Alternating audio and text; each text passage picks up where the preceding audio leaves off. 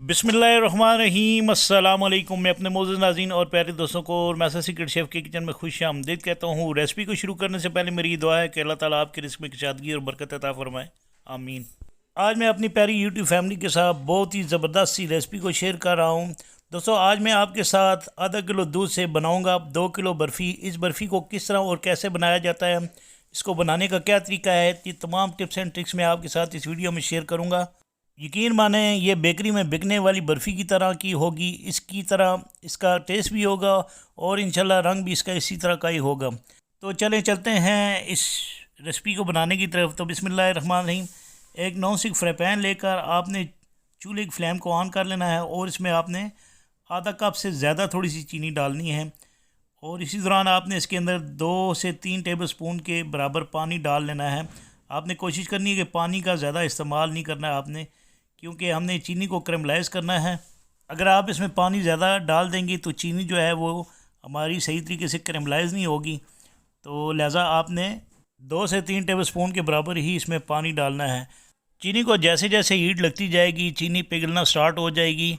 चीनी पिघलेगी तो इसका कलर भी थोड़ा सा चेंज होना शुरू हो जाएगा। इस चीनी की कैरमलाइजेशन जितनी जल्दी होगी इतना ही हमारा टाइम बचेगा।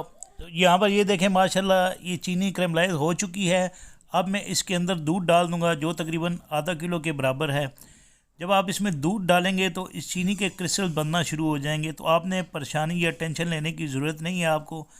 तो जब इस तरह क्रिस्टल बनेंगे तो आपने चूल्हे की फ्लेम को स्लो कर लेना है और तकरीबन 3 से 4 मिनट गुजरने के बाद दूध के अंदर जो चीनी के क्रिस्टल बने हैं ये इंशाल्लाह डिज़ोल्व हो जाएंगे और इसी दौरान आपने 1 चाय की चम्मच के बराबर इसके अंदर सिरका डाल देना है।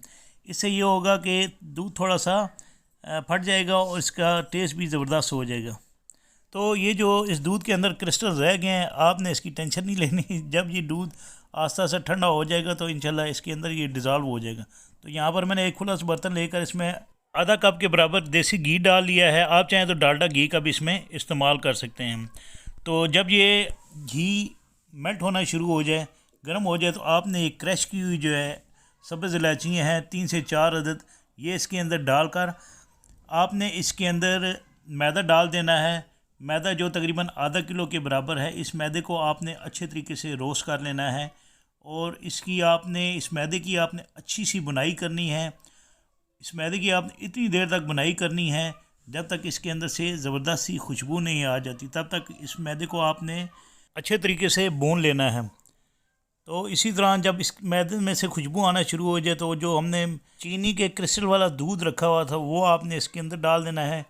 इसको आपने अच्छे तरीके से पकाना है। तो तकरीबन 4 से 5 मिनट गुजरने के बाद इसका कलर इस तरह का हो जाएगा। मैं इसके अंदर जो है मिल्क पाउडर डाल रहा हूँ तकरीबन आधा कप के बराबर, जिससे इसके अंदर बहुत ही ज़बरदस्त सा टेस्ट आएगा। और आपने इसको अच्छे तरीके से मिक्स करना है ताकि इसके अंदर लम्स वगैरह ना रहें। अगर इसमें लम्स वगैरह आते हैं तो आपने इसको जो है थोड़ी देर पकाने के बाद आपने इसको उतार लेना है। उतारने के बाद आपने इसको हाथों से जो है अच्छे तरीके से मसलना है। तो इस तरह आपने इसको अच्छे से मसलना है। मसलने के बाद आपने ये देखें इसमें लम्स वगैरह नज़र नहीं आ रहे, तो जो हमें पहले नज़र आ रहे थे, तो आपने इस तरह इसको अच्छे तरीके से मिक्स करना है। इंशाल्लाह बेहतरीन और ज़बरदस्त है इसके अंदर टेस्ट आएगा। तो यहाँ पर मैं इसको एक साइड पे कर लेता हूँ। तो दूसरी तरफ मैंने यहाँ पे एक ट्रे ले ली है। इस ट्रे में मैं इस तरह ऑयल लगाकर, मेरे पास क्रश किए हुए बादाम थे वो मैं इसके ऊपर इस तरह डालकर